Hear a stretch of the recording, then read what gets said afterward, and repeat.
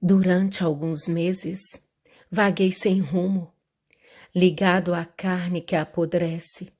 Não podia me ausentar dali. Apesar da minha cegueira, vi fantasmas perambulando pelo cemitério, e iguais a mim, estavam mal cheirosos e aflitos. Numa das vezes em que eu ia e vinha, tropeçando pelas ruas, ao dobrar uma esquina, deparei com uma certa multidão. Uma porção de individualidades entre homens e mulheres. Era noite, ou pelo menos eu achava que era, pois estava sempre envolvido pela escuridão da cegueira. Essa multidão era a mesma que vinha me aterrando com seus lamentos, desde que acordei da morte.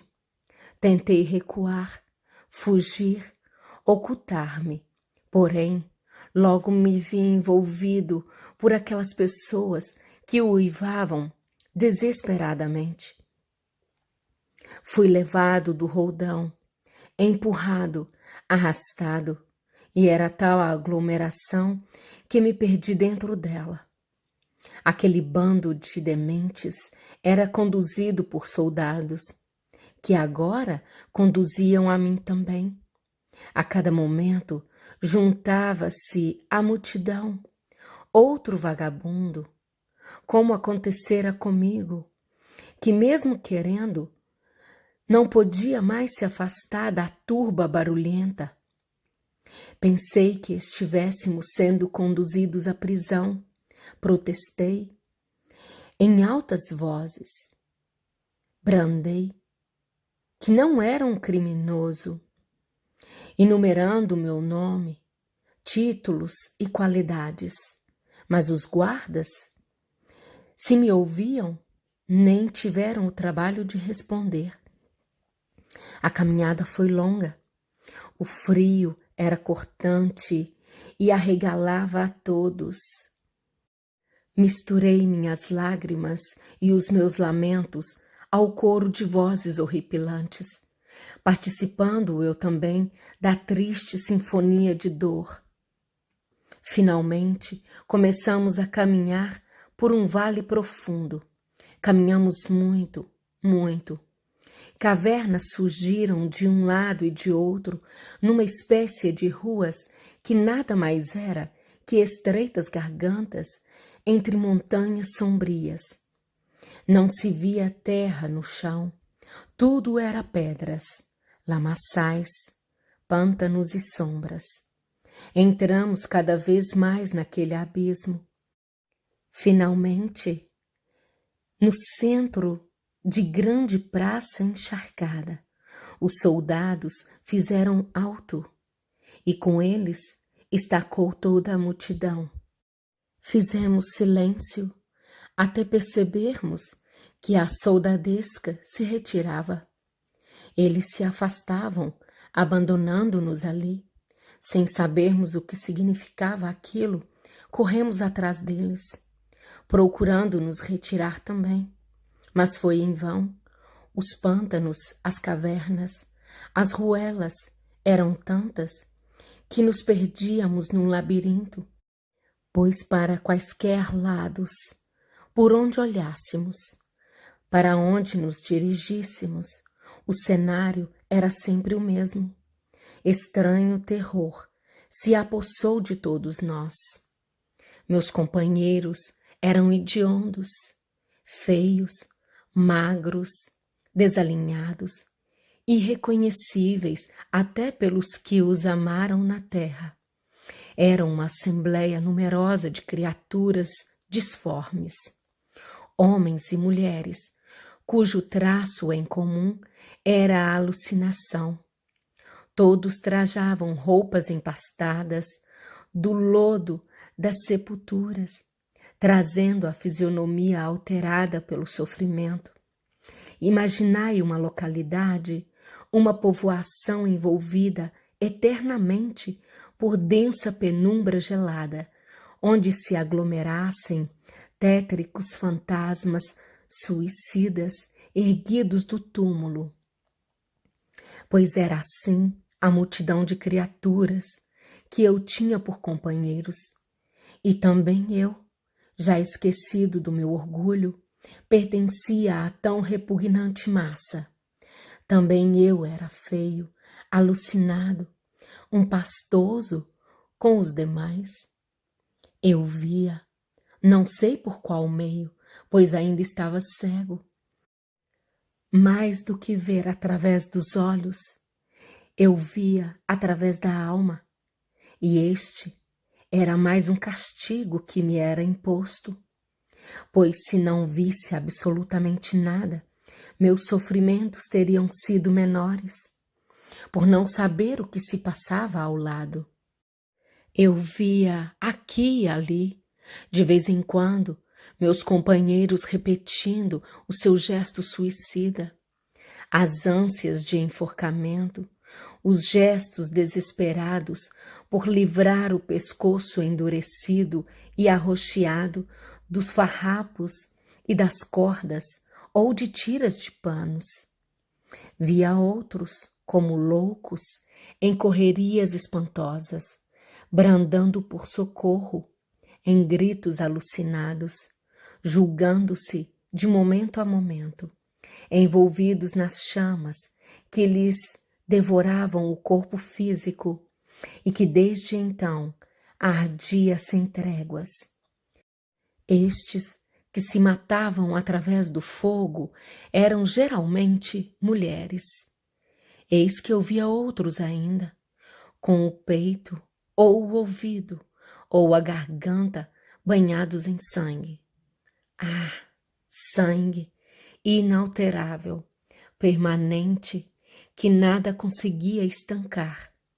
Havia aqueles outros sufocando-se na bárbara asfixia do afogamento, tentando nadar à procura de socorro.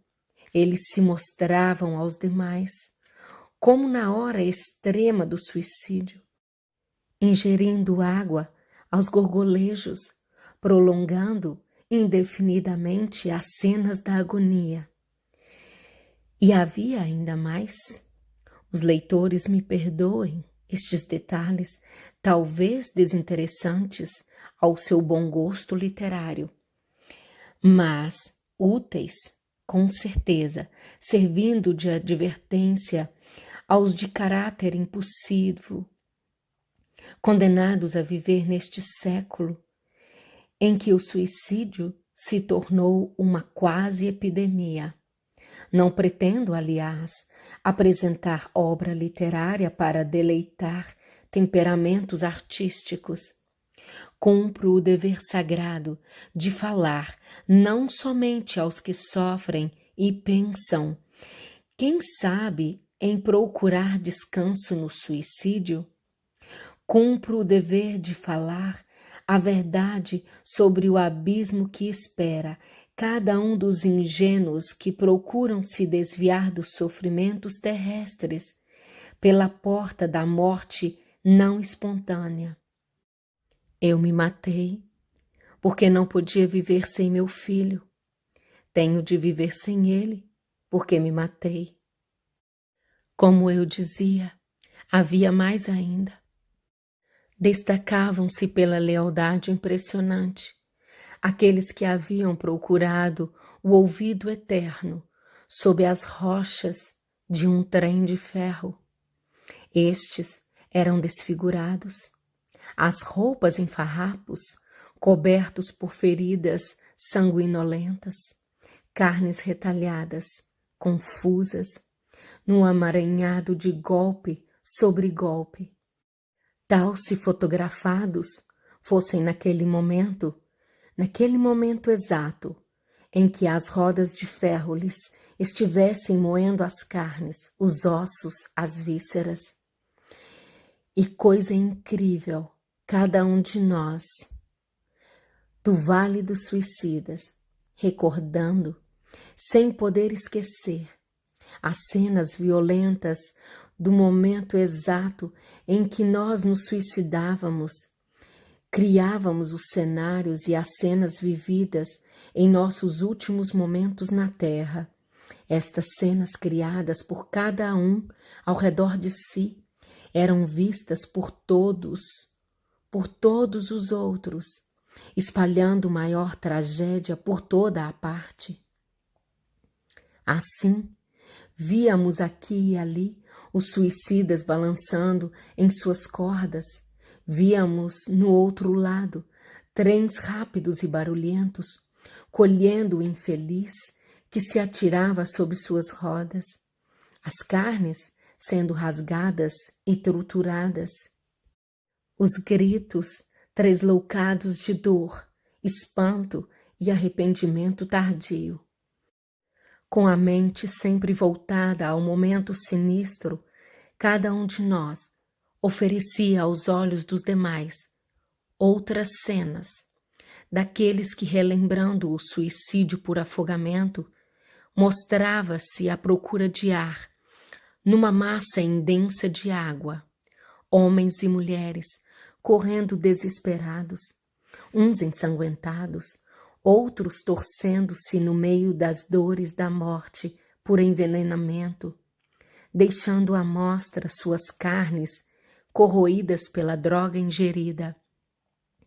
Outros mais a gritarem por socorro, em correrias desabaladas, traziam o pânico maior que os demais. Eram os incendiados, que como eterna bola de fogo passavam espalhando chamas e fumaça, fazendo os companheiros recuarem, com medo que pudessem se queimar ao seu contato. Era loucura coletiva. E para coroar todos os sofrimentos, havia as penas morais. Ai, as penas morais! Os remorsos, as saudades dos seres amados, a vergonha e outras dores, a fome, o frio, a sede, a fadiga, a insônia, a fraqueza e a visão que não dava tréguas, o cadáver apodrecendo no túmulo, o mau cheiro, os vermes que o consumiam, eram o desgraçado martírio, o martírio de quem buscou a morte para o alívio dos sofrimentos. A dor é maior para quem não crê em Deus. Neste local de aflições não havia um único arvoredo, nem bela paisagem que pudesse distrair a vista torturada. A visão era cansativa pelas gargantas, onde só existia o supremo horror. A morte não existe, a vida continua do outro lado. O chão, coberto por matéria negra e fétida, parecendo fuligem, era imundo, pastoso, escorregadio. O ar era asfixiante, gelado, escurecido por nevoeiro espesso e ameaçador, como se as tempestades eternas rugissem em torno. Os espíritos ali aprisionados sufocavam ao respirar, como se aquele ar cheio de matérias nocivas, iguais cinzas e cal, lhes invadissem as vias respiratórias. Era um martírio, um suplício que o cérebro humano, habituado às claridades do sol, jamais pôde entender. Nunca o ar fresco da madrugada, nem uma faixa azul do céu para ser contemplada, nem mesmo a claridade do sol, nem bandos de andorinha em revoada, nem as cintilações das estrelas. Nunca a primavera. Não havia ali, nem haverá jamais, nem paz, nem consolo, nem descanso, nem esperança. Tudo é marcado pela desgraça, miséria, assombro, desespero, horror. Era a dor que nada consola, a desgraça que nada ameniza, a tragédia sem tranquilidade, sem poder dormir, sem sonho, sem esperança. Não há céu, não há luz, não há sol, não há perfume, não há tréguas. O que há é choro compulsivo e inconsolável dos condenados. O que há é o assombroso ranger de dentes, daquela sábia advertência de Jesus. O que há é blasfêmia do miserável a se acusar a cada uma das dolorosas recordações. Somente há a loucura das consciências chicoteadas pelos remorsos.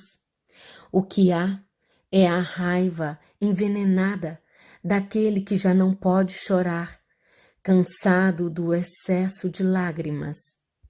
O que há é o desapontamento, a surpresa aterradora de quem se sente vivo, apesar de haver se atirado na morte.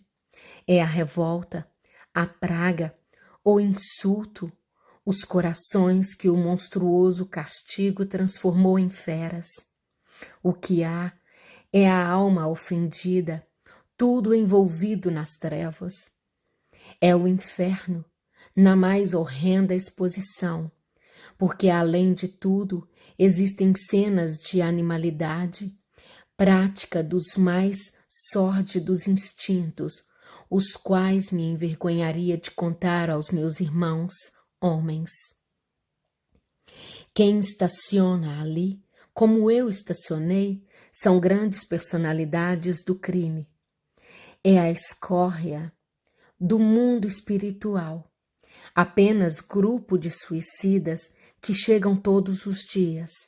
São almas que vêm quase sempre da Espanha, Brasil, Portugal, colônias portuguesas da África. Infelizes necessitados do auxílio e prece. São os levianos, irresponsáveis, que fatores da vida se aventuraram ao desconhecido, à procura de esquecimento e alívio através do suicídio. É bem possível que haja quem duvide da verdade que vai escrita nessas páginas. Dirão que é fantasia. Não os convidarei a crer. Não é assunto que se imponha à crença. Mas se sabem raciocinar, que o façam. Eu os convido.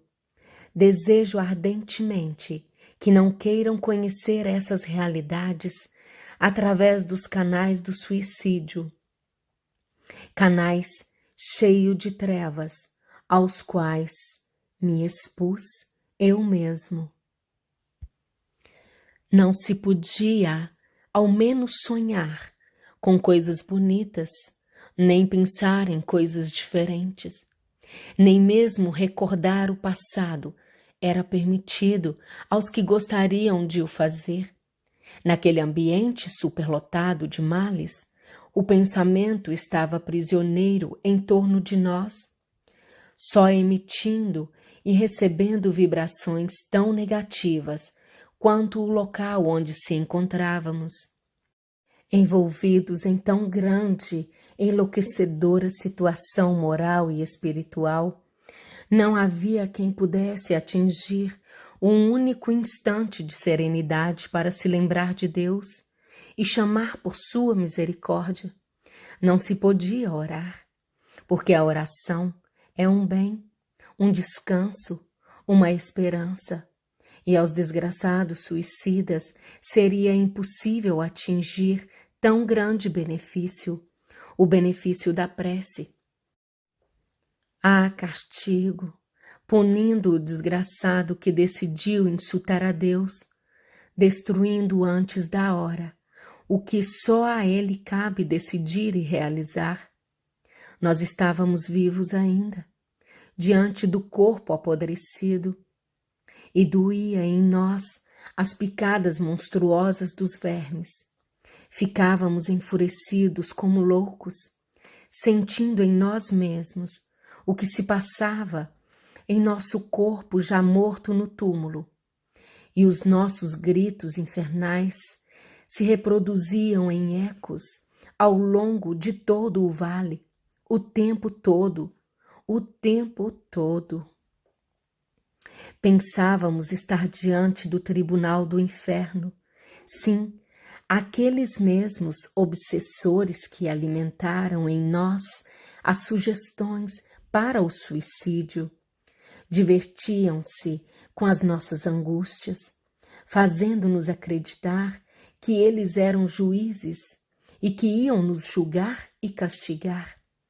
Apresentavam-se como seres fantásticos, fantasmas impressionantes, inventavam cenas satânicas com os quais nos castigavam. Submetia-nos a vexames difíceis de descrever. Obrigavam-nos a torpezas e deboches, fazendo-nos cúmplices de suas infames obscenidades.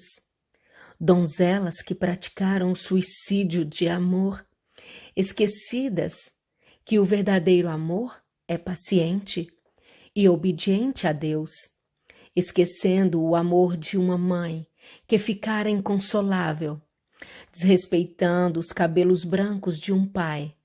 Estas donzelas eram agora insultadas no coração e no pudor por estas entidades animaladas que as faziam crer serem obrigadas a se escravizarem e servi-los sob todas as formas, por serem eles os donos do império das trevas que elas escolheram por moradia quando abandonaram o lar pelas portas do suicídio. Estes seres satânicos não passavam de espíritos que foram homens traidores, sedutores, assassinos, perversos, caluniadores, sádicos, e que muitas vezes na terra tiveram funerais pomposos, mas que na vida espiritual se resumem na corja repugnante que mencionamos.